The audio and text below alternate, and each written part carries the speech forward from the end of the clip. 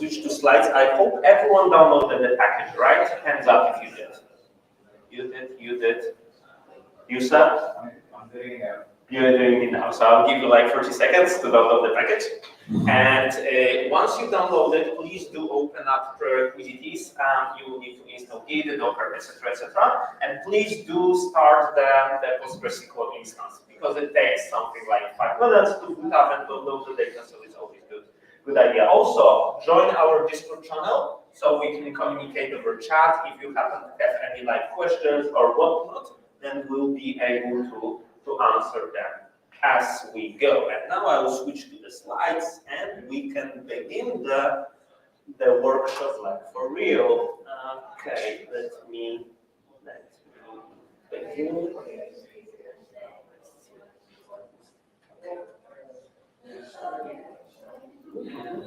And it seems like my mouse is doing tricks on me, which we'll probably need to figure out, but we'll figure that out later on. So, hey everyone, and hey everyone that is connecting online. My name is Adam from Metis, and today we are going to do some database debugging. We'll do something to figure out what to do when our database is slow. We'll work on some database observability. We are going to work on better CI/CD pipelines and basically propose a completely new approach to develop our applications, to deploy them, and to observe them in production to prevent issues from happening, and also to build a proper database guardrails in our apps. So the agenda for today is what we're going to do. We'll go through a couple of big steps.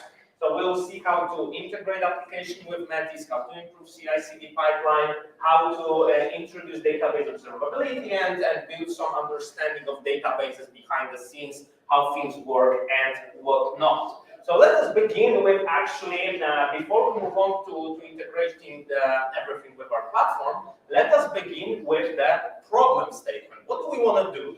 So the typical way we develop our applications is we write some code, we then deploy things, we do use some CI/CD pipelines, etc., and then we push things to production and see whether it works, right? However, things may break along the way. Hopefully, we have unit tests, we have end-to-end tests, integration tests, or whatnot, to catch those issues, to spot the bugs before we deliver to production, right? The problem is, though, that our applications, when they interact with databases, they may not necessarily work well when we are talking about the scale, and also when we are talking about how things work behind the scenes. Meaning that we use ORM libraries, we do use some SQL queries that are generated either automatically or we generate them by hand, and we do other stuff against our databases. And only when we deploy stuff to production or to the big scale, it's the only time when we see whether things are going to work well or not, right? Things may break along the way, and because we are doing things in like testing environment, then we do not necessarily see those issues. We won't spot them, we won't catch them before moving to prod. What we want to do in Metis is we would like to propose actually a better way, a completely novel approach to build database guardrails, so we can figure out that there are issues or that some issues with the databases will happen before we deploy to production. It's super crucial to push those checks to the left and catch them as early as possible. So let's actually go and see what could go wrong, and I can see we have it. Sorry, can we make it full screen so the screen is showing the slides? We make it full screen. Give me a sec then. Sorry for the interruption. Because the StreamYard broke everything with my mouse. So give me like a minute. It's gone, the screen is cut off. The screen is cut off.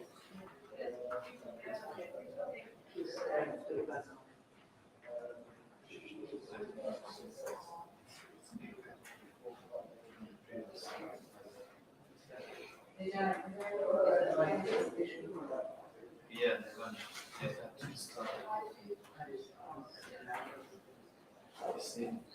you can see.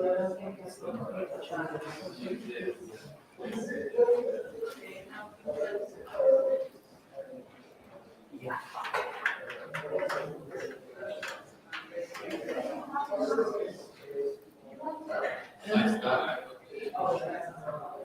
Is it it better now?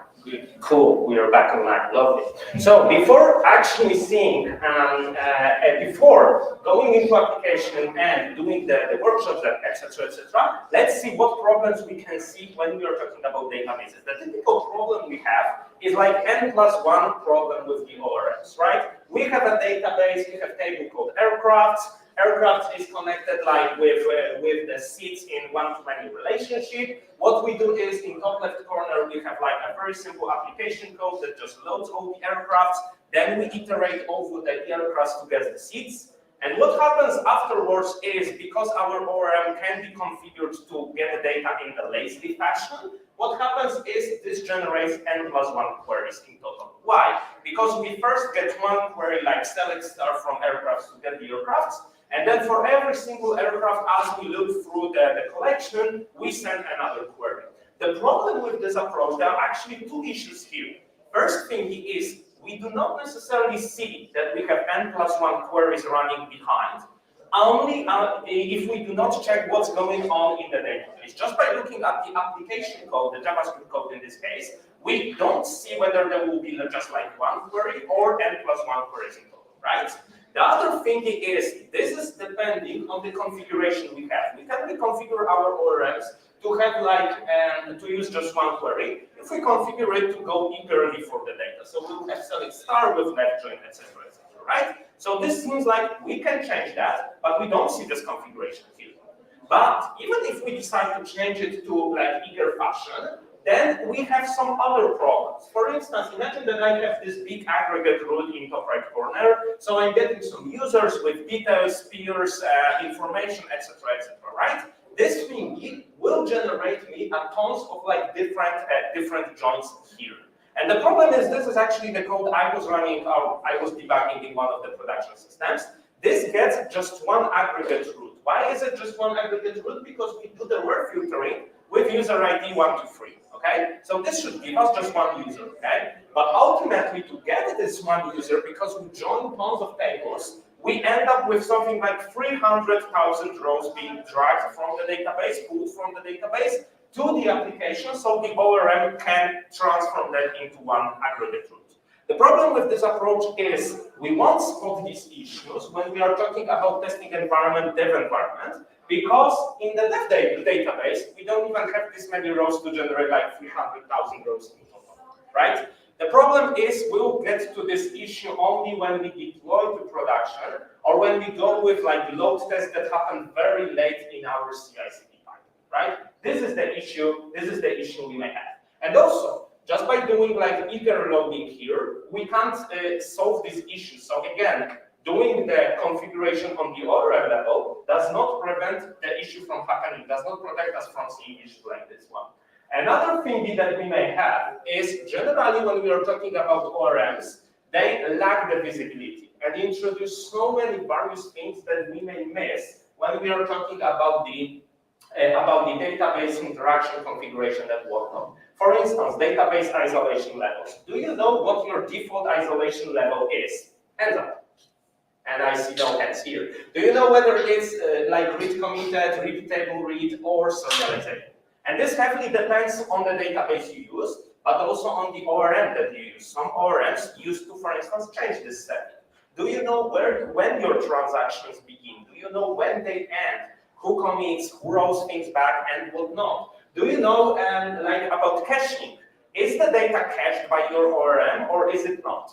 Like, it is especially important when you scale out your application, so you have multiple nodes running your production system. And then if those nodes do use caching, then you'll probably get some like weird results because of the cache incoherence between the nodes, right? Do you know where is it configured? How is it configured? Just by looking at the application code, it's not trivial to answer, right? Whether those things are actually being cached or not. Same for connection pooling, same for query hits, same for triggers. Do you see whether triggers are executed, whether you have triggers in your databases? The same goes for migration, same for other things that are generally configured behind the scenes or are used behind the scenes, but we don't see them, right? Those are the problems that we want to tackle. Obviously, we could answer all of that if we have like a checklist of the questions we would like to answer, and if we go deeply through the configuration, through the production configuration, because this may also differ between staging and production,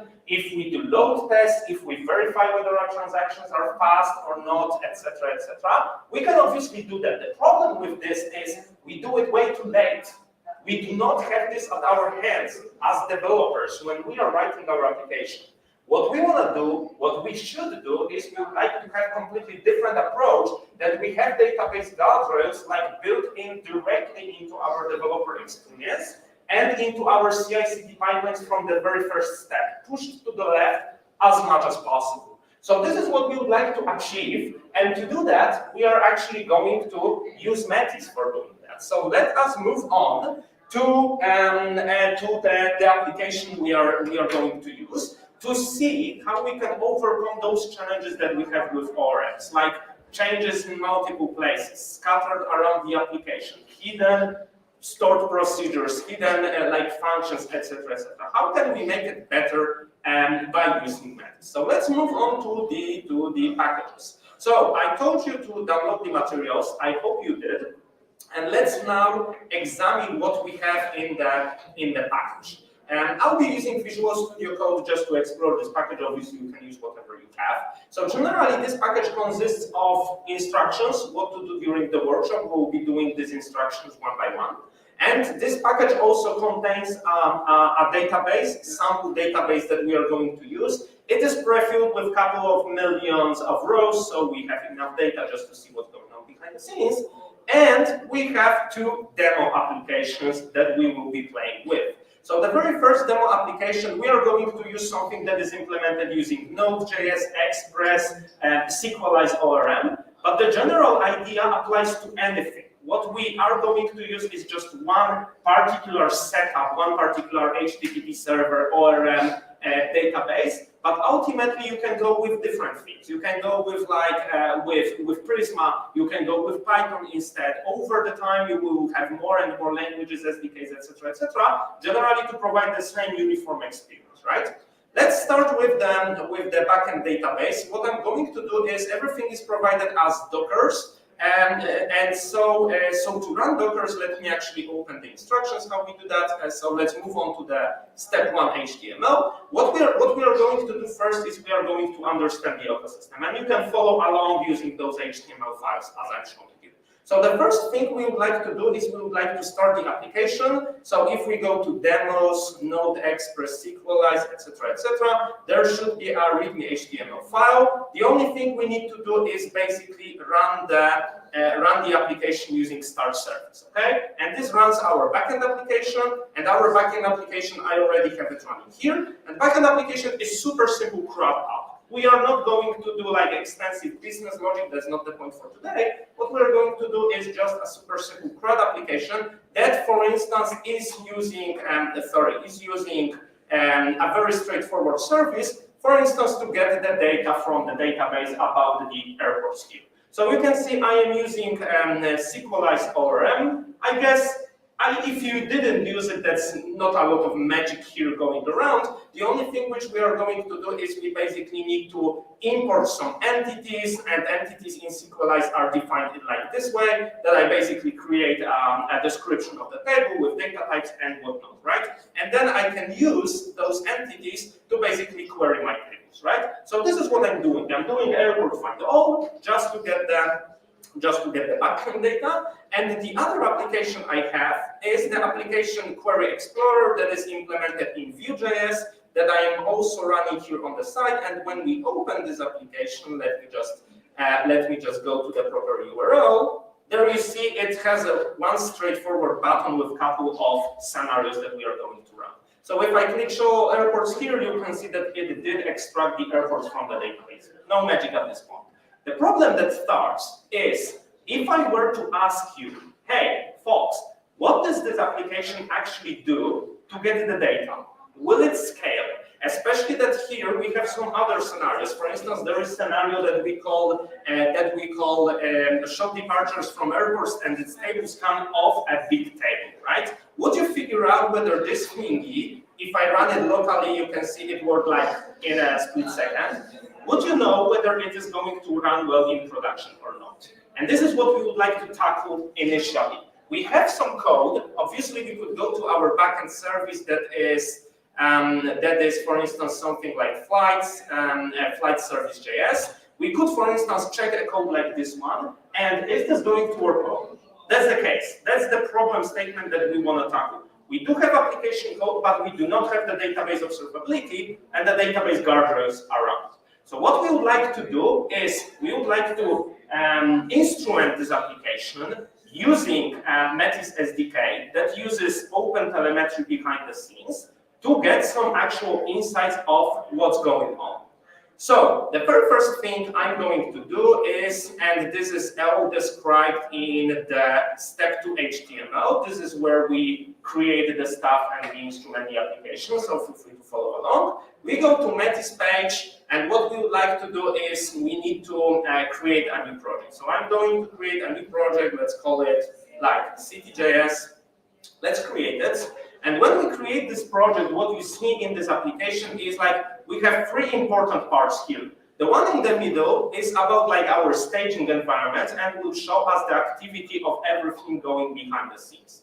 The one on the left is pull requests that we are going to use to implement a better and nicer CI/CD, and the one on the right is observability of the production databases. So I have an API key button here in the top right corner. I can copy this API key, and now my application is already kind of enabled to use Metis, and the only thing I need to configure is I need to put my API key here in the Metis API. However, in order to integrate with the application, the only thing we need to do is we need to basically go to documentation and copy a piece of code that configures everything from the OpenTelemetry. Do you know OpenTelemetry? Hands up if you do. Okay, seems like you do not. And so I will quickly explain what's going on. So the OpenTelemetry is basically a modern standard of getting everything about getting the whole observability of our applications. Like when we send an HTTP request to our application, get, put, post, whatever, we would like to see everything that is happening behind the scenes. And for many years, it was kind of hard. Logs were not standardized at all. There were no even standard HTTP headers for doing that. People were implementing various things, for instance, their own port timestamps, etc., etc. And then a cloud native foundation came up with this OpenTelemetry thing. OpenTelemetry is an open standard that allows us to instrument our applications on multiple levels. What we can see here in the source code is that we are instrumenting our application, for instance, on HTTP level, right? But we can also instrument like the database interactions. We can instrument every single part of it to get meaningful and standardized like way of exporting logs, metrics, traces, and whatnot. So just if we instrument every single part of it, what we can do then is we can figure out that this single HTTP call, for instance, resulted in this calls to the database or this calls to like external services, etc., etc. So OpenTelemetry is just a standard how to instrument stuff. Okay, it gives you the SDK that you can utilize to build your own applications. For instance, Jaeger to visualize stuff or other things, to use this standard of exporting the metadata, right? And now your HTTP servers, they do integrate with OpenTelemetry, and they export this metadata. What we now would like to do, and what Metis does, is we introduce this completely new approach that we not only get the statistics like from HTTP, but also from the database, from SQL driver and whatnot. We call all of that, we connect all of that together so that we can see what's happening with the database behind the scenes. And let's see that in action. So I did copy the API key. I put it in the .env file. I do have this tracer. This tracer exposes one method that is called start Metis instrumentation. I just call this start Metis instrumentation here in line 4 when my application begins. What I would like to do now is I need to recreate my backend. Okay, so I am going to rebuild the container for my backend, and then we'll see that this time this application, when it loads up, it will actually use the Metis and will provide us the instrumentation that we need. So let's give it like 30 seconds to download half of the world of NPM dependencies, and then we will see everything up and running.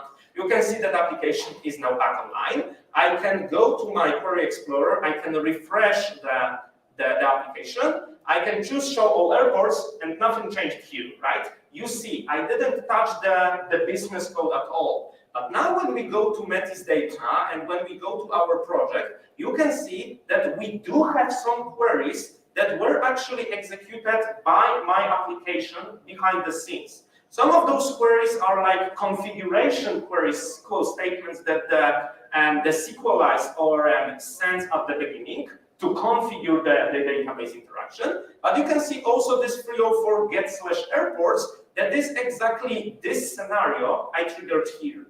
So I click on this get/airports, and what you can see here, you can see that we do have those spans that I told you about, right? You do have, there was this get airports call, HTTP call, that ultimately resulted in getting this, this one SQL statement that we can get in the extract here. So you can see this is actually the SQL query that was sent to the database, right? So we can see just by adding this one line of codes, integrating Metis to the platform, we get visibility on what is going on. Obviously, this is a super simple statement, so nothing like, let's say, groundbreaking yet. But let's actually do something more sophisticated. Instead of just getting the airports, I will now use the second scenario that is doing table scan of the big table. Okay, and what we have here, when I refresh this page now, you can see that, hey, there is another call that was to get flights departures from the AAQ airport as specified here. And you can already see it is marked with red. It has some critical high yada yada things. Let's dig into what happened. So when we open this up, what you can see on this screen is we have insights. So we have automated checks that are going to tell us, hey, is this going to work well in production? Basically, that's the point.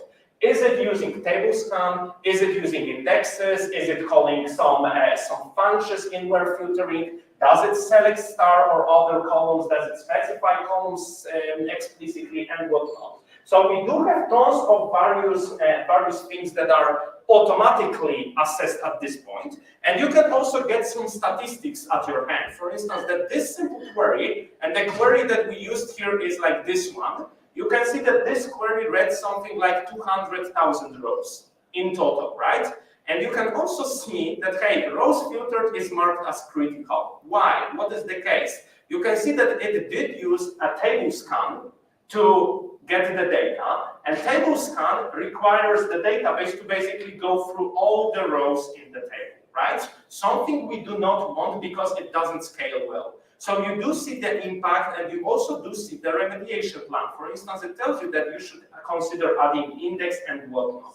We have various different insights here that check multiple different things. For instance, table scans, for instance, triggers, for instance, indexes, for instance, like I/O operations, sorting, filtering, etc., right? And obviously, as we continue working on this project, those insights like will grow. We'll have more and more of them.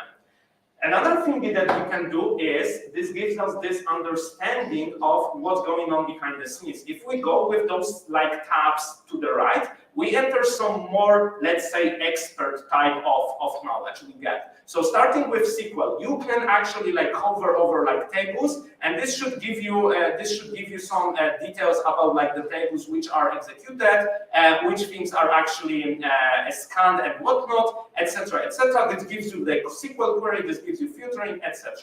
We can also go to metrics. So you can see actually what was the total cost of the operation, right? You can see which things we used, what was the row size in bytes, etc., etc. Other numbers that summarizes what is happening behind the scenes and how those things are actually working inside in this given query. We can carry on with, for instance, the query tail. At least in this case, it's rather straightforward because we just got one operation just to sequentially scan the table. but later on we'll see that we'll be examining some more sophisticated SQL queries, and we'll see and get some understanding of the actual database operations, how they are executed behind the scenes, okay? And we can also get the native execution plan provided to us by the database, or the list of the tables that we are actually using and what buffers we used, IO caches, etc., to extract the data from the database. So this is all that we get. And now, how do we use that? We have seen that integrating this with our application was just like one line of code, plus copying a file from documentation. So it tells us that, hey, this thingy is critical. So we see that this tables count, this is a critical thing, right? What can I do now? Now I can say from the remediation plan that we should consider adding an index.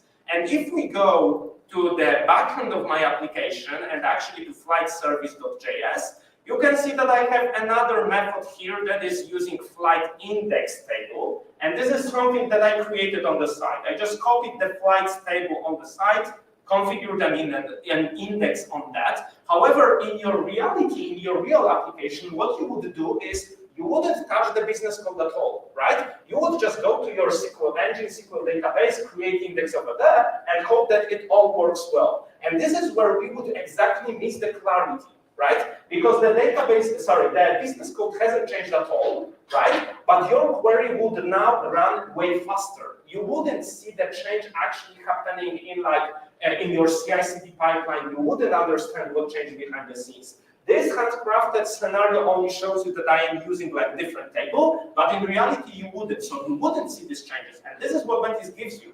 Because now if I choose this different scenario, so I choose the show departures using this index scan instead of the table scan, and I do get data. You see nothing changed here, obviously because it wasn't like a change in the business logic. And I go to my project, and now you can see that I have flight departures index, and you can see it has only one inside that is marked as like low issue, right? As opposed to critical high issues here. You open this up here, and this time you see that, for instance, this SQL statement is kind of the same if you were doing this real, because the only change would be in the index you would use. But if you now go to like tables, you would figure out that, hey, this time it was not a sequential scan of your table, but index scan here, right?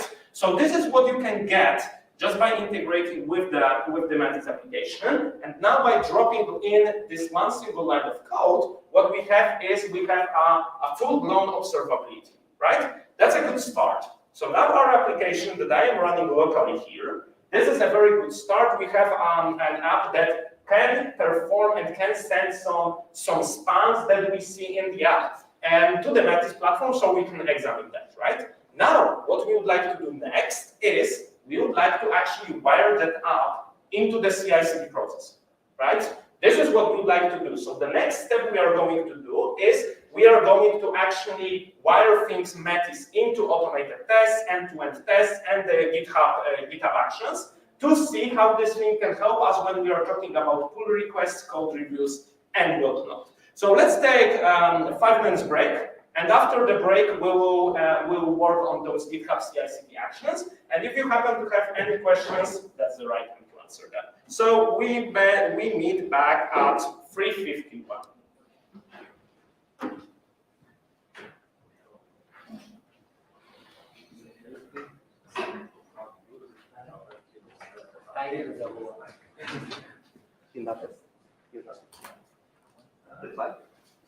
Yes.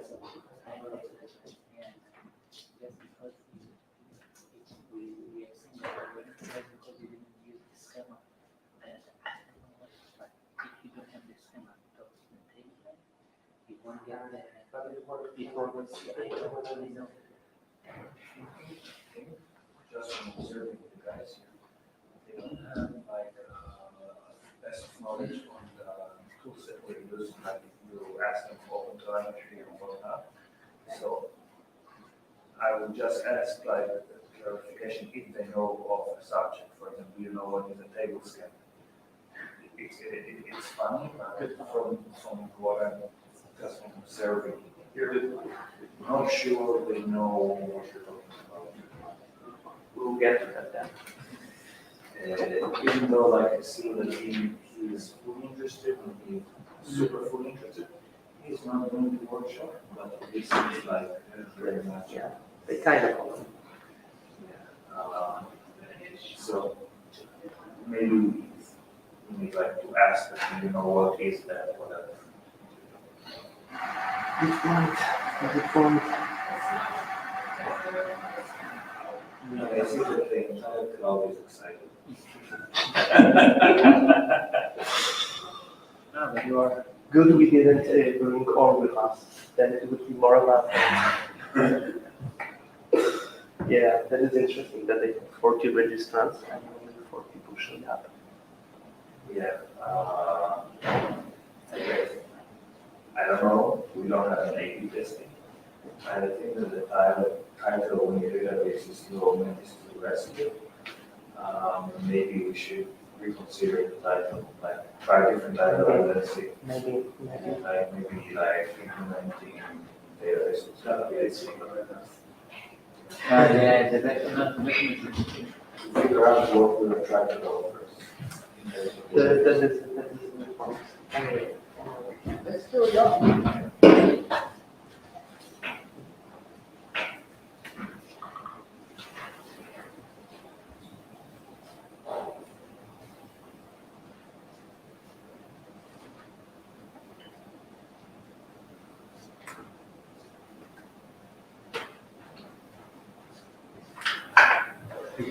I just was reading that we didn't see the beginning of our section.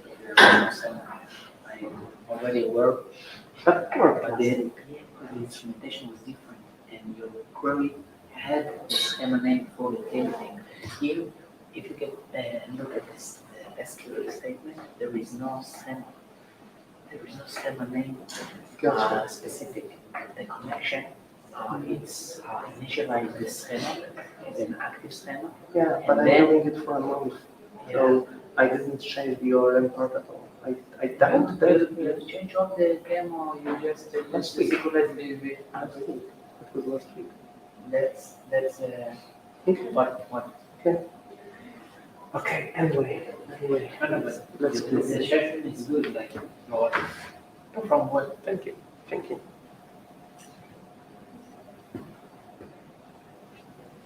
I'll go. This guy.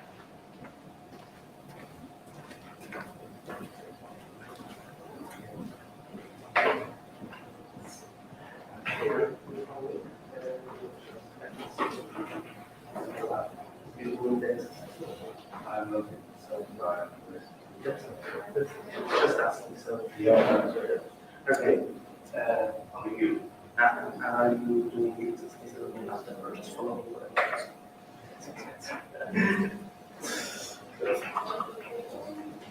I just noticed everything here. That works. That works.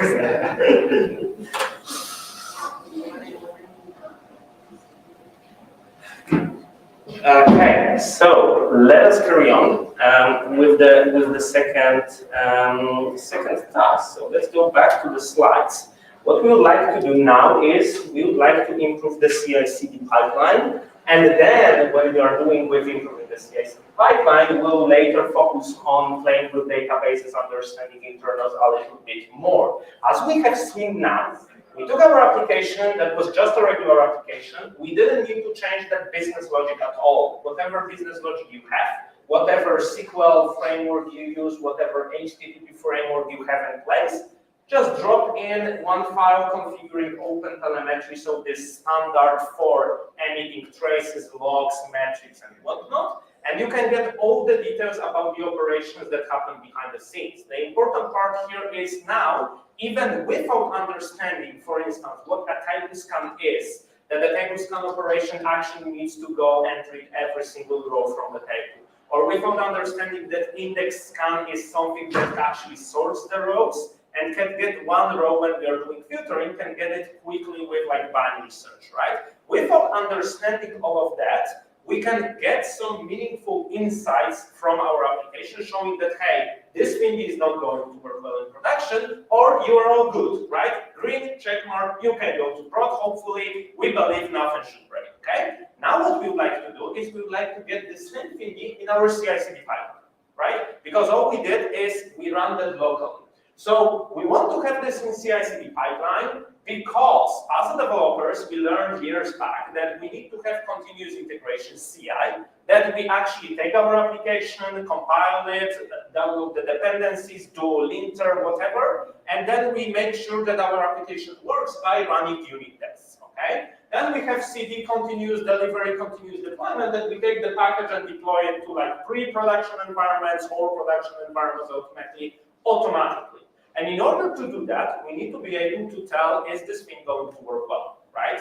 Obviously, when we are talking about databases, one of the issues or the typical issue we may face is the code that we are running works well with small amount of data, like 100 rows in our DB, but doesn't scale well when we are talking about like gigabytes or terabytes of our databases, right? This is something that we can do with our current approach with CI/CD, but it happens very late.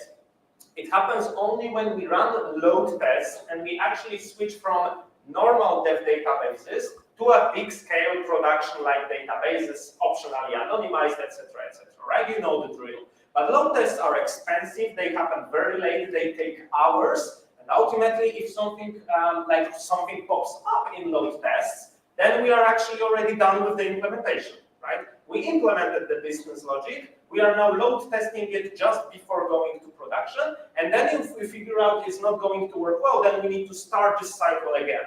And this is super expensive, just like in waterfall world, right? We do not want to learn about the issues at the very end, okay? So what we would like to do is we would like to push these checks to the left as much as possible to have them early in our phase, in our pipeline. We can now see that it's possible to do that with local environment, but now what we would like to do is we would like to be able to find bugs and bugs in the SQL engine as well. For instance, bugs like Halloween problem as early as possible. Do you know Halloween problem? Hands up.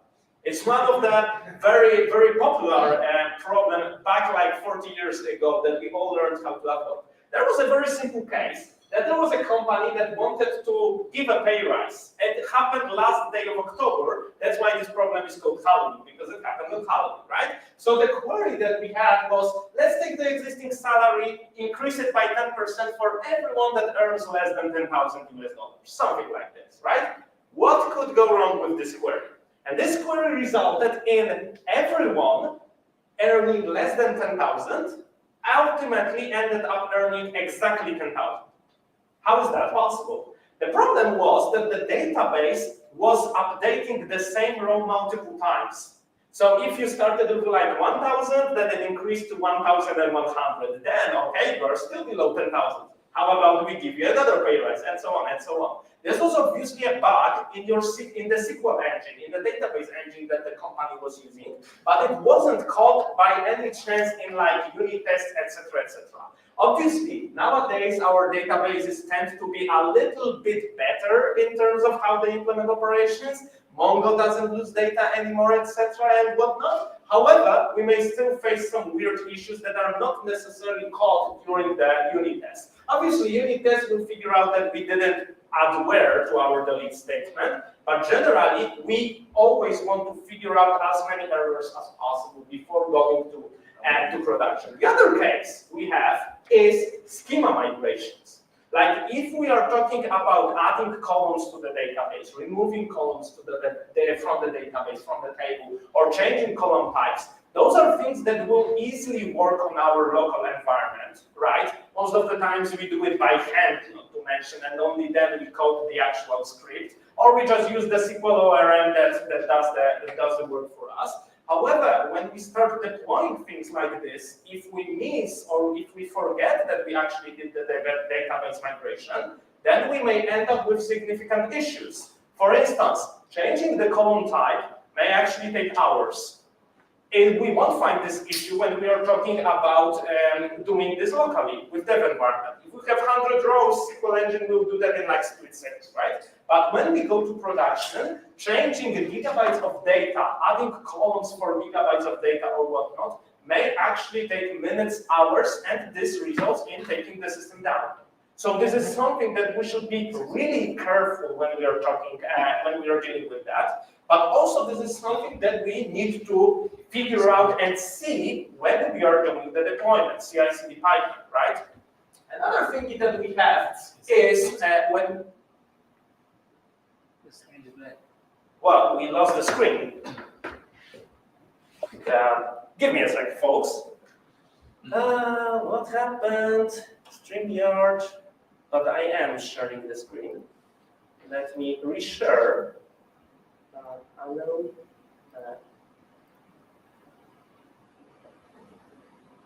Better? Yeah. We're back in line. Lovely. So another thing that we may need to deal with is when we are actually doing deployments on large scale, meaning that if your application is running on multiple nodes and you can't replace these nodes atomically, I mean, you have 10 nodes, so you either deploy another 10 nodes and then you do the load balancing switch. If you don't do that, then you end up with split brain, meaning that part of your nodes are running with the old application, the other part is running with the new version of the application, right? So if your schema changes in between, that may cause multiple issues. Similarly, when we are talking about heterogeneous databases and heterogeneous applications, so we have various applications written, one in Java, the other one in JavaScript, etc., talking to the same database. Then we have issues like who owns the migrations, who triggers the migration, what happens if we add new columns, is it going to work well across this stuff, right? So generally, we have various places where things may go wrong with databases, and we would like to see all of them when we are talking about CI/CD pipeline, and also we would like to get them analyzed automatically. So that's the idea, and what we would like to do now is we would like to introduce or integrate a nicely done CI/CD pipeline with our application, so we get Metis integrated in that step. So the very first thing I'm going to show you is if you go to this application, there is flightspec.js. So this is like a very straightforward end-to-end test here that you see that we are just calling this flights departures array-q in our test, etc., etc. Also, what I'm doing is before running any test, I call start Metis instrumentation, so I also instrument the application using Metis in the end-to-end tests, right? What I would like to do now is I'm going to build a very straightforward GitHub Actions pipeline to build a CI/CD, and obviously this translates to whatever pipeline you already have, Circle CI, whether you use Bamboo, whether you go with Jenkins or whatnot, TeamCity, this is exactly the same, right? I'm going to just build it to show you how this can be integrated with GitHub, but the way you integrate with whatever application you have is obviously up to you.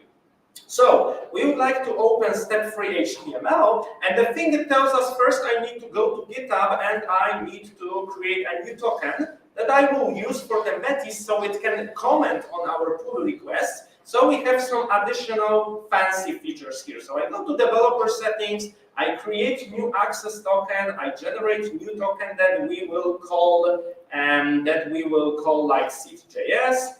I give all the permissions to the repository, I generate the token, and bang, there we have it, okay? Now what I would like to do is I would like to create a repository. So I will create a new repository for the application I'm running, and let's call it like city.js. I create this repository here, and what I want to do is now I want to configure GitHub Actions. Do you know GitHub Actions? Hands up.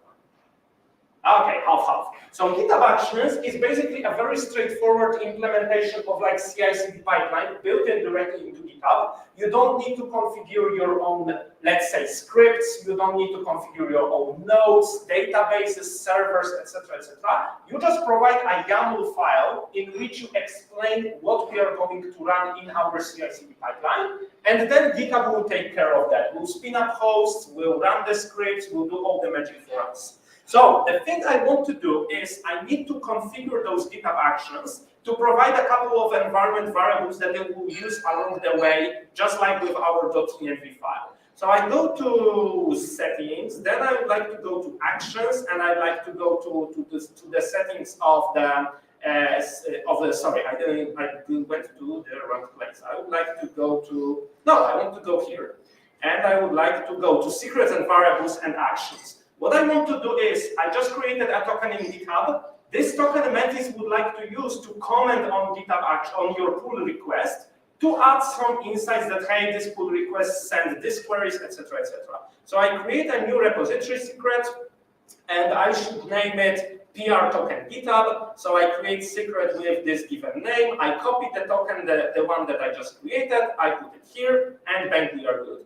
The other thing I would like to do is I would like to create two repository variables. One of them is the Metis API key, the same key I used throughout the application in previous step. So I just go to my .env file, I grab the Metis API key, I put it here, and we are good. And the other variable I need to use is I need to have an actual PostgreSQL database I'm running behind the scenes, right? For the purpose of this workshop, I do have a database, read-only database exposed in AWS, so I can reach out to it easily from my GitHub Actions. Obviously, in your, let's say, production-ready pipeline, you would have your own database, etc., etc. So anyway, I need to copy the database URL and environment variable, and here is the connection string.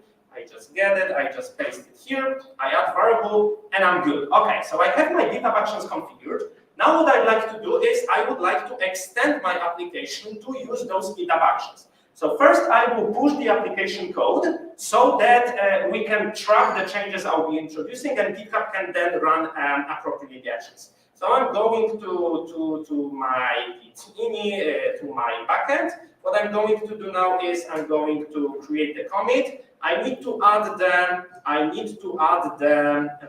origin for Git. I'm not doing any magic here, just the regular stuff you probably do once, and that's it. And then I just need to push my changes and create a new branch with the changes I'll be implementing for GitHub Actions. Okay, lovely. So we have it here, and it seems like it was all pushed out. Let's see whether I did it right. Yes, we have our files in the repository initial commit of what we had before. Okay. Now what I'm going to do is I would like to create a couple of GitHub Actions that will trigger some magic for me. So first I will just copy these things, and then we'll see what I'm exactly doing. So the way you configure GitHub Actions and your CI/CD pipeline with GitHub is in your repository you need to create a new folder that you call .github, and then you need to create a new additional folder that is called workflows, and then you create YAML files in which you explain what you would like to do in your CI/CD action. So you can see that I want to run some tests when I push my feature branch to the repository. So what I do is I have a job that runs tests on push. It runs on some latest Ubuntu machine that GitHub will provide for me. It checks out the repository code, so does git checkout, etc., etc., npm install, and finally does npm run test. Okay, that's it. That's all the CI/CD I need to do. If you use something like if you have CI/CD in your application, in your infrastructure, obviously this would easily translate to what we are doing, to what you are doing, right? So we are not building anything new here. We are just adding one simple step. And what is this one simple step? We just push the Metis API key throughout the test. I just add the Metis API key as an environment variable so that Metis can be instrumented. Let's carry on. I would like to add additional GitHub action that is going to run the tests on my pull requests and also capture everything in the Metis platform. So I copied another YAML file. What it does is it again checks out the repository code, npm install, runs the module, runs the test. But this time it also provides additional environment variable that tells, hey, this test that you run throughout this npm run test is part of this GitHub pull request, GitHub PR, right? And then we would like to also let the Metis know, hey, there is a new pull request coming on for this project. Please tag this pull request. So you can see that what we are doing here is we are taking some action from GitHub Actions Marketplace. So you don't need to write any code. You just ask GitHub, hey, there is some GitHub action provided by Metis. Just take it, run it throughout this workflow, okay? We do it. And we also provide, obviously, database URL and other environment variables for Metis instrumentation.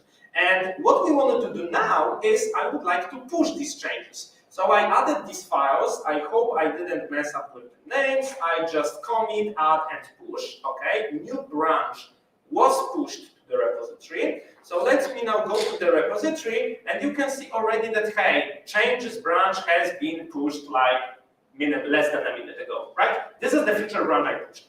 I go to my GitHub Actions. For those of you who do not know how the thing works, and the GitHub Actions in general, you can see that all your workflows are now triggered. GitHub automatically scanned your repository, found that, hey, there is a YAML file that specified that you would like to do something when you push to the repository, and then it runs this workflow, and you can see that, hey, it's running a various steps that we configured. One of them was obviously run tests, and this run test is running these two tests that I specified in this flight spec JSON. And we can also now go to our Metis project. I can refresh the page now, and we can see that, hey, those two things that we run in tests are actually now captured in the platform. So I did run npm run tests, and you can see all the insights. You can even see the sequelized demo GitHub on push. So we can see this thing was captured automatically. But we can do even more. What we can do now is I can go to my repository, and what I'd like to do is I would like to create a pull request. So I'm done with my feature branch. Now I would like to share my code with the team, ask them to review. So I just create a new CT.js pull request. I created this pull request. I let it run for a bit. And you can see GitHub also automatically picked up all the workflows that we configured for this one particular pull request. So you can see there was already test application on push, but also there is also test application on pull request. Okay, this is this other workflow I just created, and you can also see that Metis is telling you, hey, we just analyzed your SQL comments, all the SQL comments that you run throughout your workflow, and you can get some insights about these comments if you follow this link along. So if I open this link, you can see that I have all my tests captured automatically here. And if you come back to main page of the project, you can see that there is this new pull request running up here. So what we can get is we now have the automated CI/CD that is showing you the performance, and you can see that, hey, this test that wasn't using the index is critical, etc., etc. Everything else is low priority in other fields. So what you can do now, if you wire this up into this application, what you can do is you share this pull request with your friends. Obviously, you configure it just once in your application. This is how we typically configure CI/CD. You use this with GitHub Actions. You can use whatever CI/CD later on if you would like to do. Some other CI/CDs will be supported as well. And what we have is not only you get the automated tests, unit tests, and checks inside the pull request, but you also have all these insights directly straight into your application. So just by looking at this, and obviously at this point what we have is we now have the performance insights, we'll have the schema migrations insights, etc., analysis of your tables and whatnot, and you can immediately see, without going to any load test, that hey, this thinking might not necessarily work well in production, right? So this is how we can do. And obviously, wired up directly the same experience as you have. And important to notice here is that we are not building any code in your application, etc. You just take what you have, plug in one method run Metis instrumentation, and then plug in one YAML step in the GitHub Actions, and we are good. And this is what we would like to have. Now we have a true proper database guardrails showing us that, hey, this thinking may not work well in production, and we didn't need to run any load tests, didn't need to go to production database, didn't need to do any special magic, just plug in a couple of lines, and we are good. So this is where we wanted to be. And now let's do a quick recap. So first, we integrated our application with Metis, and we see how to capture spans. Then what we wanted to do is we wanted to improve our CI/CD pipelines to create this completely new approach of having database guardrails pushed to the left. Done.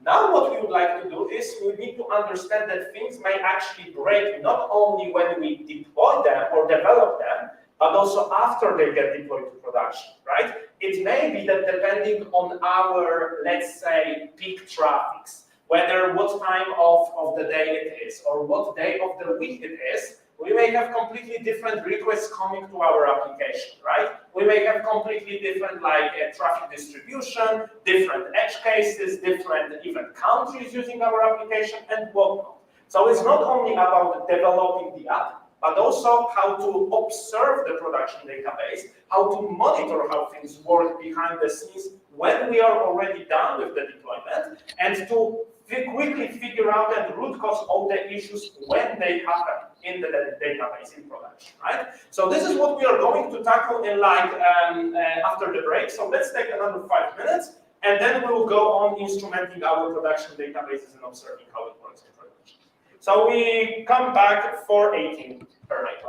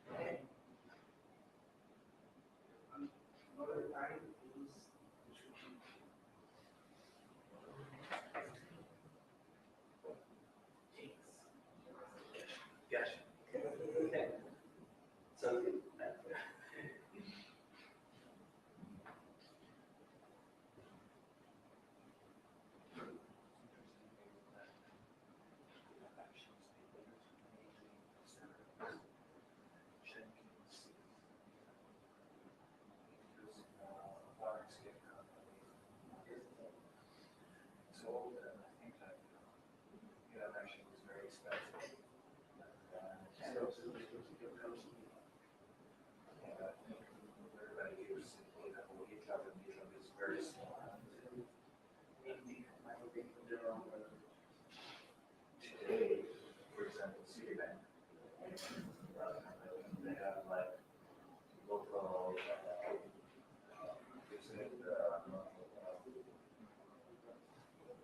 ORM,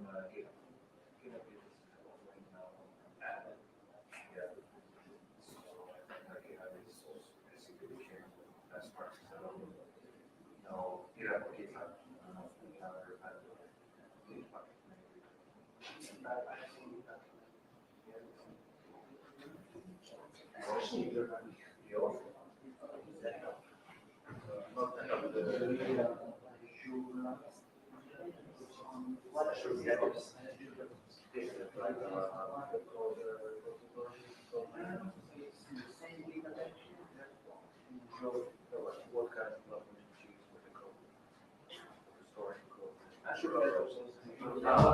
You have actions, you have Jira, I think yeah, and they had actually Why one day we transition? that's because they want to get the hands on the project. The actual We know that Git actually is a structure based on when I try to run a intervention on production, I use mapping the intervention and trust the action using a single role, so it's enabled in an AWS entity. So Git actions that will be running in AWS. That's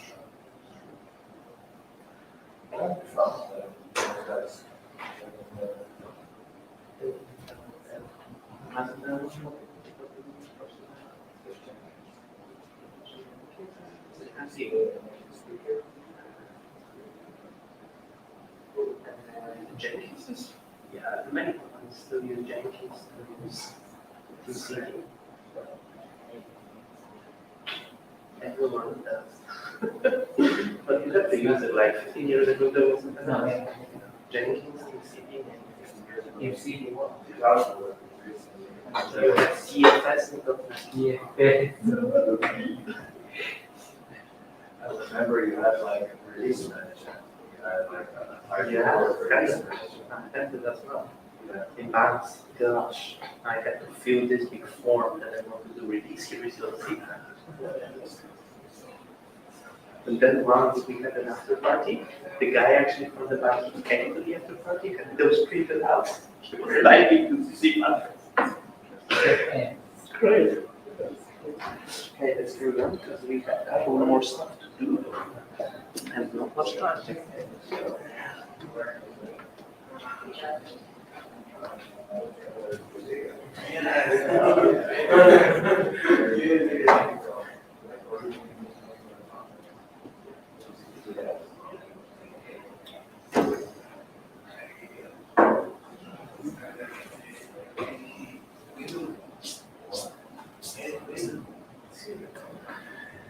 Okay, folks, so we'll carry on with another part. So, what we did is, we took our app, integrated it with Metis, used OpenTelemetry, we had full monitoring for observability of what's going on. We improved our CI/CD pipeline, now it runs on steroids, we see what's going on behind the scenes, we have automated insights, etc., etc. What can we do now? Now the thing is, we deployed to production, and it may be that even though we tested our app, we still have some bugs or inefficiencies or whatnot, but they do not manifest themselves like the very first minute after we deploy. Why? Because, for instance, if we are running, let's say, video service, when do people watch videos? Obviously, Saturday evening, right? But if we are talking about logistics app or, let's say, ticketing application, when do people use our application? Mostly 6 to 8 a.m. and then probably something 3 to 5 p.m., right? Something like this. So depending on our peak hours or peak days, we may get completely different traffic distribution coming to our application, right? Let's take the video examples again. Like we'll have different videos available in the US, different videos available in Europe and Australia because of licensing fees, right? So depending on the different content we serve, we'll get, for instance, different genres and different queries coming to our application. So let's see how we can help this situation when something breaks. We'd like to get a nice root causing, nice observability and information that, hey, there might be an issue.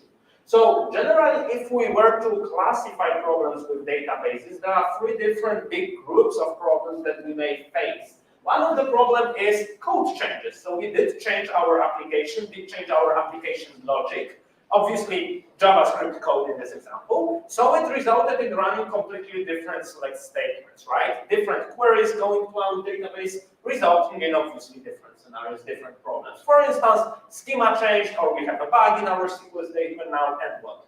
The other group of issues is schema changes. Something that we already briefly touched upon is that when we add new tables, new columns, change columns types, and whatnot, we may actually cause our performance to significantly change just because, for instance, indexes are now inefficient, etc., right? So those things are related more onto the database. Now we have a nice way of observing what is actually going on behind the scenes and how we change the database, right? But the other thing that is super important is query changes, in a sense, not that we change the query, the text of the query, but the query is now executed completely differently. Why can that happen? When we are talking about executing the query in the database engine needs to figure out how to actually get the data you are looking for. So, how to scan the tables, whether to use indexes or not, in which order scan the tables, in which order use the filtering conditions and whatnot. This depends on the thing that we call statistics, and this depends on the volume of the data we have. Statistics are basically some numeric values showing that, hey, this is how many rows you have, this is kind of the distribution of the data you have, this is how many null values you have in your database, etc., right? And these statistics heavily depend on the environment, obviously. You'll have different number of rows in dev environment, different number of rows in production environment, right?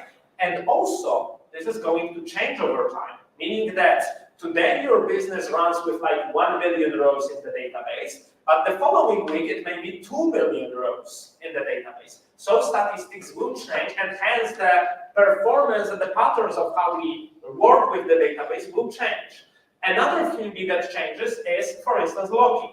and transactions. If you have just like one transaction per second, then locking is not a problem, right? But if you have like lock contention because you have peak hours and multiple people hitting your database, then you have completely different performance characteristics, completely different problems, right? Those things will manifest themselves in the production system, not in our dev environment. So we need to be able to observe the production database easily and monitor what's going on behind the scenes. What can go wrong actually, and things that can change, when we are talking about the queries, for instance. Let's say that we run a handcrafted query that the database can optimize for you. For instance, at the top, I am using a query that uses CTE, common table expression for short. The idea behind CTE is like, I would like to extract the common part of the query to the, let's say, temporary table that I will use across. So what I'm doing is I'm running a handcrafted query that basically goes through all the boarding passes, calculates MD5 hash twice based on the ticket number, and then it does some couple of joins with filtering, etc.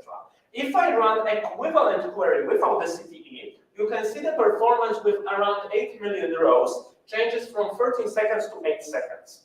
This is something that either we can optimize manually, or this is something that your SQL engine may optimize depending on the content of your database, depending on the volume of data you have, depending on how you structure the data and what is the traffic and whatnot.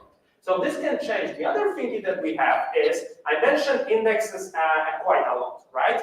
Because just as we saw in the first step, when we were doing table scan, Metis suggested, hey, you should add an index. Index, the way it works is when you create an index, it basically sorts your data on a hard drive, so that now when you are going through the index, you read the data sorted according to a column, right? And whenever you create a primary key typically in all the database engines creates a clustered index automatically, right?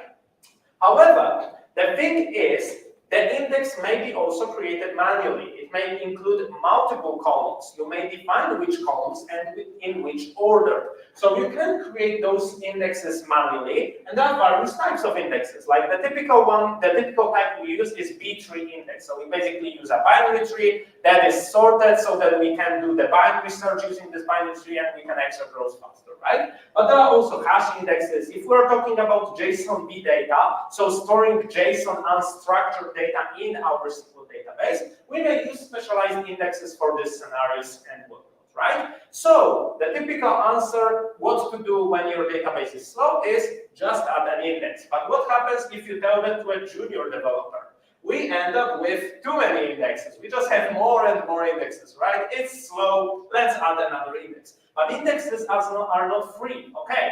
They do improve the query, the search performance, but now when you modify a row or you add a new row, you also need to update every indexes you have, like that covers this row, right? So generally, we shouldn't be indexing blindly, right? If we just add index more and more, we'll just kill the database the same way as we are like killing it without adding the indexes, right? So what we need to do is we need to get the observability of the production system to understand whether our indexes work, what are the queries, how the traffic distributes, etc., etc.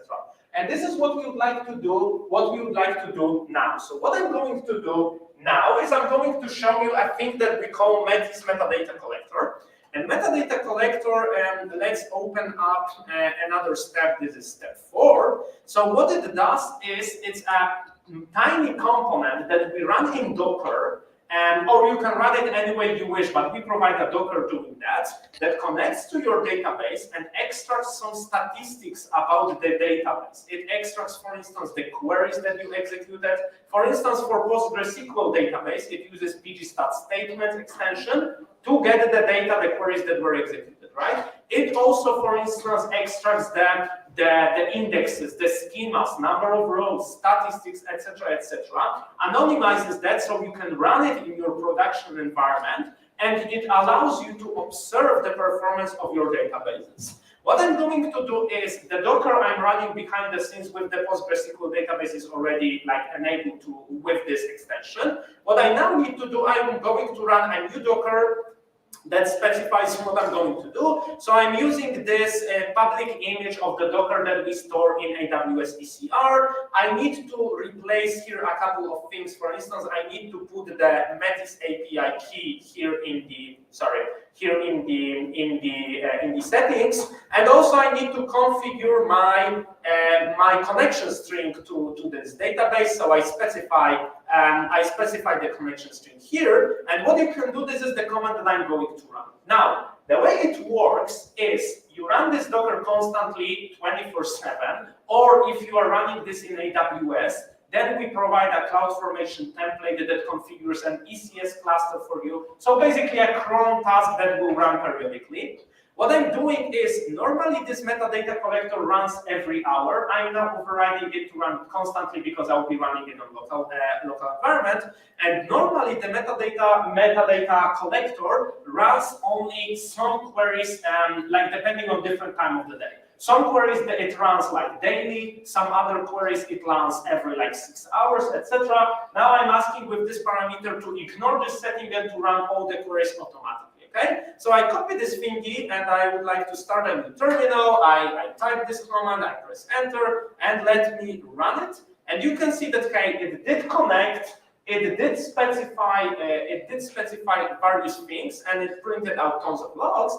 But what is important to us is if I go to my main page of the project, you can now see two additional things here. You can see that I have a new server that is called localhost, and I can get schema analysis, for instance. And the schema analysis shows you all the tables that you have, right? And it also analyzes tables for you. For instance, it analyzes whether we have like how many rows we have, whether we have a primary key, whether we have like duplicated indexes, what's the size of the primary key, and whatnot. You can see similar insights as we saw for the query performance. Now we have for the database, right? This is the thingy. The other thingy that we have is we have the observability reports. So it's going to show you, okay, how many rows you have, what's the size of the table, how many dead rows you have, and whatnot. It also analyzes your indexes. This time it shows nothing because I just started it, and it will show you index statistics only after some time. So I will quickly move on to the demo project we have just to show you this feature. And for instance, the index usage would look like this one. So you can see that, hey, we do have tons of various indexes. You can see their daily usage. You can see whether the index has no usage in like the last 14 days, etc., etc. You get that out of the box just by providing one connection string. Another thing is query statistics. For instance, you can see that, hey, this query was executed like multiple times, and you can see that this query changed performance from like over the time to like slow down, etc., etc., and whatnot. You can see your extensions, you can see your database configuration, everything in one place that quickly shows you what the production system actually is and how it works. So generally, the idea here is that you plug this into your database across all your environment you have, production, non-production as well, testing if you want, and you get a true nice and nicely updated statistics about the performance of your database. I also told you that we provide a CloudFormation template. So if you would like to run this, let's say that you run your stuff in or you have AWS infrastructure, then the only thing you need to do is you use CloudFormation to deploy this template, and this will create an ECS cluster that runs all the things like hourly, that cleans up afterwards, so you don't pay a lot, etc., etc. And obviously, what you can do is, if you want to figure out what this thingy is doing, because this thingy is something that we would like to run in production, right? Then probably you might ask, okay, what is this doing? Is it safe to be run in production, right? Does it anonymize data, etc., etc.? You can just go to like GitHub Metis metadata collector. It tells you everything: what permissions you need, what parameters you need to provide, how to troubleshoot this thingy, how much money it will consume, and whatnot. You can check the code, etc., etc. So feel free to just take a look at that. Obviously, you can run it from Docker, but if you are concerned about security, anonymity, etc., etc., it's all there. So we can go and figure out how it works. And after connecting it to your database, you get the full observability experience. And this is actually what closes the loop. So we started with this situation that we did have an application running, and we had no idea whether it's going to work well in production, right? We didn't know whether it's going to fail or whether it's going to succeed when we deploy stuff. We didn't know how fast it works. We didn't know what queries it sends, etc., etc. Now, just by integrating things in like probably 10 or 15 minutes once you are done with these workshops, you can see first the performance of everything you run behind the scenes. You can get CI/CD on steroids and get the insights. And ultimately, what you can do is you can also get the production database observability, showing you how these things work behind the scenes and showing how your production system performs over time, right? So this is what we do. And now what we are going to do is, let's say that we integrated all of that with our application, right? We have everything in place. And now this thingy shows us that, hey, there are problems, issues, or whatnot. So now we would like to fix them. Obviously, Metis gives you some automated remediation plans, how to fix that. But what we would like to also do is we would like to get some understanding of how SQL Engine works behind the scenes. What it does, why it does the things that it actually does, right? So what we are now going to do is we'll quickly run through the last element of this workshop, which is CLI tool, and we'll also see how to reason about the database internals and how to figure out what is happening behind the scenes to get some better understanding and deeper knowledge. So whenever we actually execute a query, whatever SQL query, it goes through various steps, various phases as it's transformed by the SQL engine. It all starts with the parser. So first we take the text of the query, select star from table, yada yada, and it needs to be parsed into some form that computer can process, can reason about, right? Now, we know that some queries are equivalent to others. For instance, I can change the alias for the table name, right? I can change the alias for the column to some extent, and it's equivalent. So we would like to parse the query and rewrite it to some normal form that is like uniform, standardized, and the SQL engine can reason about, yes? Once we do that, here comes the most important part of executing the, or actually the biggest part when it comes to performance, when it comes to executing the query. We create a plan. So SQL engine, typical SQL engine, I'm talking here PostgreSQL, Microsoft SQL, Oracle, and whatnot, it first creates a plan how it's going to execute given query. A plan that consists of information like which tables it needs to access, whether it uses indexes, if there are multiple indexes, which one to use, right? Whether if there are multiple tables to be joined, how to join those tables. Is it like nested loop join, or maybe it's using some sophisticated hashing logic, etc., etc. So some database engines even create multiple execution plans and then compare them to choose the best one, so the cheapest one. And finally, only when we are done with the execution planning, then we take this plan and run the actual executor. So then we go and get the actual data from the database. Now, what is a plan, actually? If I take a query, like the one on the left, you can see that I added this keyword explain at the top of this query, right? This is how you can extract the execution plan from your PostgreSQL instance. And you can see the actual, the execution plan on the right. And this execution plan tells you exactly what the SQL engine is going to do. Just by saying explain, I'm not asking the engine to execute the query. I'm asking it, hey, what are you going to do with this query? How are you going to execute that? So let's dig into and see what's happening here. So every single plan that we have consists on multiple nodes. Basically, more or less every row on this slide is a node of this plan. And those nodes, they have various multiple important parts. One of them is what the operation we want to execute. So you can see here at the bottom there is sequential scan, or there is bitmap heap scan, etc., etc. So those are operations that SQL engine tells us, hey, I'm going to read this table, for instance, sequential scan on airports data. I'm going to read this table using a sequential scan. So I will go through every single row, read it, do something with it. Then we also have some other operations like looping, filtering, ordering, joining, etc., etc. And we also have information, like for instance, that we want to filter using flight ID with this condition and whatnot. But the other thing, which is super important, is every node has a cost associated with it. So it tells us how heavy, how expensive the operation is. You can see that the cost is something like 6 or 128 or whatever else, right? This is an arbitrary metric that the SQL engine uses, and the only SQL engine knows how to interpret that. But basically, it comes down to something like, if this number, like I compare two plans, I compare their costs, I choose the cheaper one.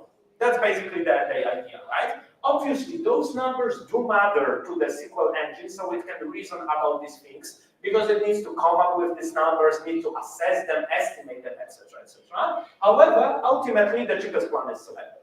Now, those costs can be evaluated against various different dimensions, let's say. For instance, if I'm doing a nested loop join, let's say that I could use different joining strategy, for instance, merge join or hash join or whatnot. I would like to do, what I'd like to do is I would like to estimate how heavy that is and then choose the cheapest option for that. However, to do that, we only estimate the cost. SQL engine uses the statistics, so numbers showing how many rows you have, what is the index usage, whether the index usage is actually like in memory. Maybe my data is already in memory. Maybe I have some caches, etc., etc. How much data I would need to cache to execute given query, right? So those are various statistics that the SQL engine can use when planning how to execute the query. But then, when we actually start executing it, we may face the reality that we were wrong with this statistics, right? So how do we update the statistics, and how does it happen?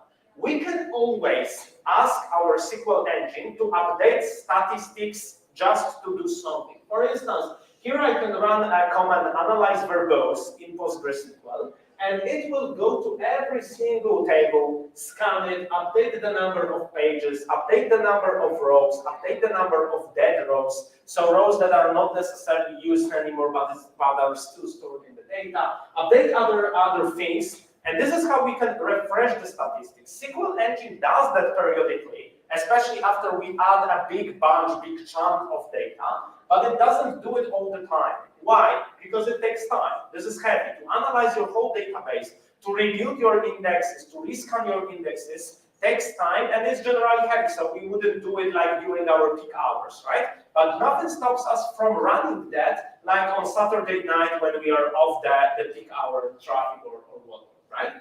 And once we analyze those statistics, or once we have these statistics, we can generate two different plans. The plan on the left you see is the estimated plan. So this is the plan that we created based on the estimation of our statistics, tables, and how we would like to perform. Plan on the right is the plan for the same query, but this time it's the actual plan. So how it happened or how it worked when we actually executed the query. And you can see that we have some additional data in each node. For instance, we have actual time, we have the rows, how many we extracted, and whatnot. So let's actually take something like the second to last node here, and you can see that estimated plan said that we'll extract something like 156 rows, but actually we extracted 381, right? So if we have inaccurate statistics, then we won't be able to reason about those plans, and we won't be able to reason about the stuff. So how can we, now when we understand how things work behind the scenes, how can we use that to expand our knowledge and to analyze our database easily? And what we can do is, we can use the CLI tool, to basically explore our database. So let me open step number 5. So the last thing we have is we have a CLI tool that integrates with the platform and that allows us to do the ad hoc queries and to play with the database. So let's say that I would like to go to the CLI package. You can see there is a binary for the next CLI. What you can see is this thingy is like a CLI tool that provides a REPL load. So you can see that it is like interactive. And if I, for instance, just press H, you you can see that it's already like suggesting that, hey, there is a command named help, right? So if I press tab, what you can see is that it suggested what I would like to run. And if I enter help and run it, you can see how many various things I can execute. I can use macros, I can connect to databases, I can list tables, I can describe tables, etc., etc. So this is a great way of analyzing the stuff and doing ad hoc queries and observing what we have.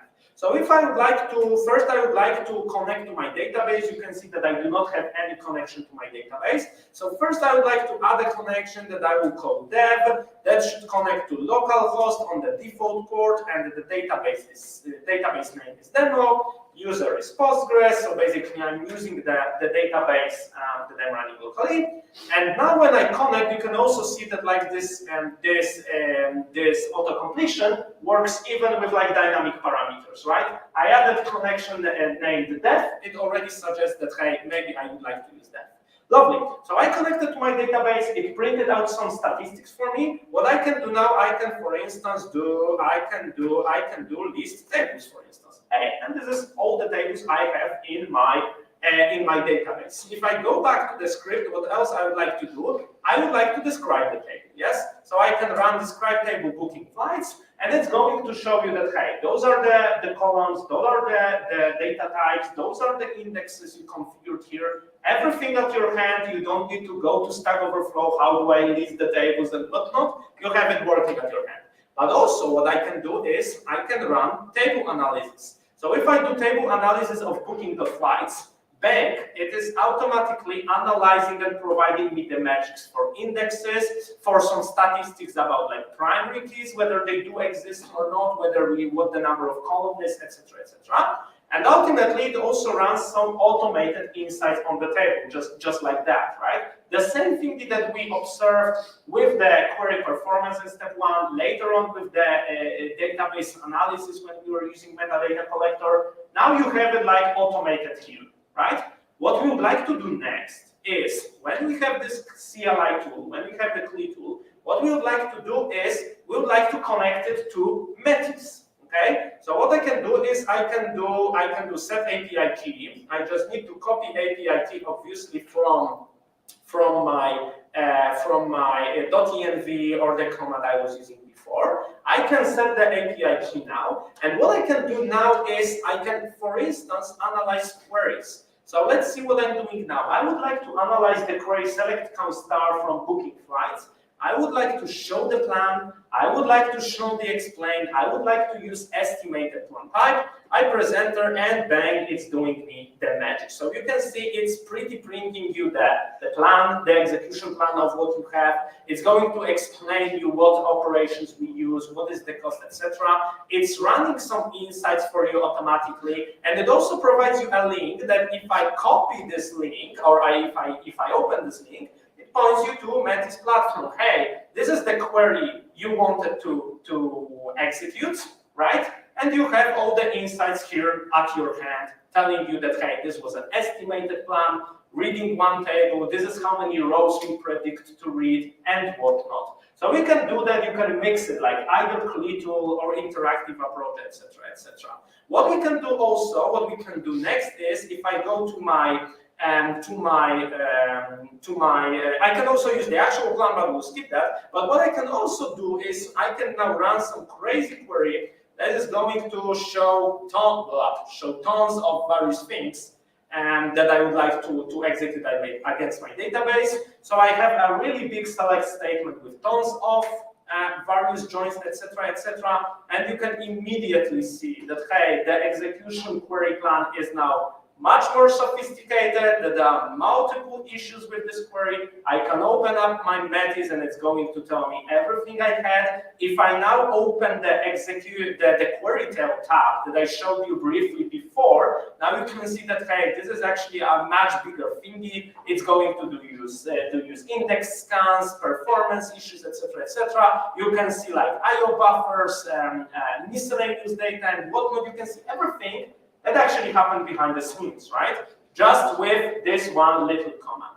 But not only that, what we can do next is, what I was showing you until now is, I was just running these things in repo mode, right? But nothing stops you actually from running this thingy in like a very little way mode. Let me just open the script again. So I can, for instance, run this command just by like from command line and specify all the parameters from command line. So if I now do this thingy and I provide all the parameters like use this dev connection, use this query, show plan, show explain, iPresenter, you can see things that it did connect to the database and printed out all the stuff. So if you wanted, for instance, to take the data we have here and we wanted to plug it into different systems you have, or different CI/CD, or maybe some automated reports or whatnot, you don't need to parse the Metis web page, obviously. You can, for instance, use the CLI tool to generate all the data you have and get automated things that you can use with other parts. So we can now see, based on what we just did with the CLI tool, we can see how we can close the loop and really have a good starting point to do everything we need. Database may break at any time. We know that, hey, there are ORM issues, there are problems with databases, problems with how we run the query, problems with missing indexes, with schema migrations, with the deployments. There are so many moving pieces around that can break the application that generally we need to be careful when we are developing stuff. Waiting for the issues to pop up in the production is completely unacceptable in today's world, right? But also waiting for issues to pop up in load tests is way too late for us. We want to push things to the left and check those as early as possible. We would like to be proactive, right? We need to understand that we need to have completely different approach of dealing with our databases. We need to have database guardrails that we run as early as possible and we get constant monitoring, constant feedback just at our hands when we are doing the implementation and whatnot. And Metis ultimately gives you all of that. Just by dropping one line of code and one file you copy from documentation, you can integrate your application and get all the insights as you are typing your code, right? You don't need to wait for load tests to see whether this thing is actually going to work well. No, what you can do is you just have all the insights automated just when you run the queries. You can improve your CI/CD to finally get a true CI/CD pipeline that stops bad code from reaching production. And ultimately, you also get the safety and the observability of your production database that allows you to see what is happening in your live system. Not only that it shows you the problems, but does it also gives you the root causing mechanism, showing you that, hey, this is the query that was executed. This is the REST API call that caused the issues. This is actually the full trace of what is going wrong and how you can troubleshoot that and root cause that so you can figure out what the problem is. So, to summarize, we want to have database guardrails. We want to have them now, as early as possible, push all the checks to the left, and Metis gives us a learning end. Any questions? And by the way, I'm not following the YouTube chat, so maybe folks, you could check if there are any questions over YouTube. And this QR code points to our web page. Feel free to take a look. Feel free to read the docs. Join our Discord. Drop us a line. Ask us the questions. Also share your user stories and share your success stories, how you use Metis and how it improves the world and everything around that. And being all of that said, I'd like to thank you for coming here. Hope you liked it. Hope you enjoyed it. Join us in the conference. Come to our stand. Ask us any questions you wish. And let's stay in touch. Thank you.